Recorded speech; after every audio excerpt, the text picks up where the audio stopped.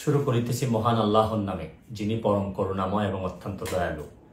দেশের এই পরিস্থিতিতে, বন্যা পরিস্থিতিতে আমাকে আসতেই হলো আবার ভিডিওতে। আমি সোশ্যাল মিডিয়ার মাধ্যমে যেভাবে দেখলাম যে এত পানি, বিশেষ করে আমি আমাদের এলাকায় দেখলাম যে 93 সালের পরে হবিগঞ্জে এত পানি খোয়াই নদীর উপরে কখনো হয়নি। কারণ একটা ভারত থেকে একটা ড্যাম এটা ছেড়ে দেওয়ার কারণে পানি আর কোনোভাবে কুলায় উঠতে পারতেছে না আমাদের নদী। এইদিকে আবার আমাদের দেখলাম যে ফেনীতে তো মানে শুধু বাড়ির ভিতরে ঢুকছে তা না, বাড়ির চালের উপর দিয়ে পানি যাচ্ছে। এরকম কুমিল্লা, বিভিন্ন দেশের বিভিন্ন জায়গায় যেভাবে বন্যায় আক্রমণ করছে। আমি যেহেতু বন্যা নিয়ে কাজ করছি, আমার কাছে মনে হয়েছে যে এই বন্যার সময় আমার একটা অধিকার আছে যে আপনাদের সবাইকে একটা আহ্বান করার, যে যে যে এলাকায় কৃতি সন্তান আছেন তারা নিজেরা একটু ঝাঁপিয়ে পড়েন মানুষের।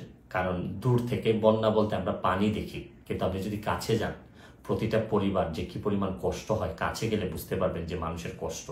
আমরা তো এমনি শুধু থই থই পানি দেখি, কিন্তু ভিতরে গেলে বোঝা যায় মানুষের খাবারের অভাব হয়, মানুষের পয় নিষ্কাশন ব্যবস্থার অভাব হয়, মানুষের স্যালাইন লাগে। সামান্য একটা স্যালাইন নিয়ে যেতে পারলেও অনেক বড় উপকার হয়।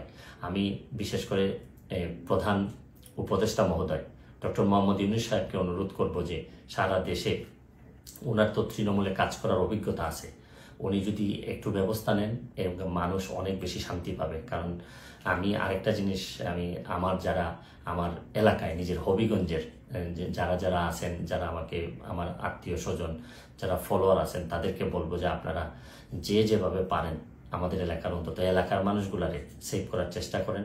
আমার পক্ষ থেকে আমি যেভাবে পারি কিছু না কিছু সহযোগিতা করার চেষ্টা করব। কারণ সবাই একসাথে দাঁড়াইলেই দেশের যে কোনো দুর্যোগে আমরা মানুষের কল্যাণ কিছু করতে পারবো।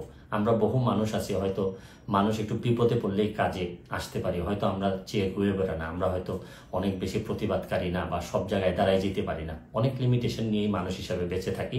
তারপর চেষ্টা করেন যে সবাই মিলে অন্তত বন্যা দুর্গতরে সব কিছুর ঊর্ধ্বে উঠে বন্যা যারা দুর্গত তাদের পাশে দাঁড়াবেন, এইটুকু আমার আপনাদের কাছে আহ্বান, আপনাদের কাছে চাওয়া। তারপর আমি একটা জিনিস বলি যে খুব খারাপ, এখনো আমাদের এলাকায় নদী ভাঙ্গন দেখা দেয়নি, নদীর চারদিকে পানি পড়তেছে।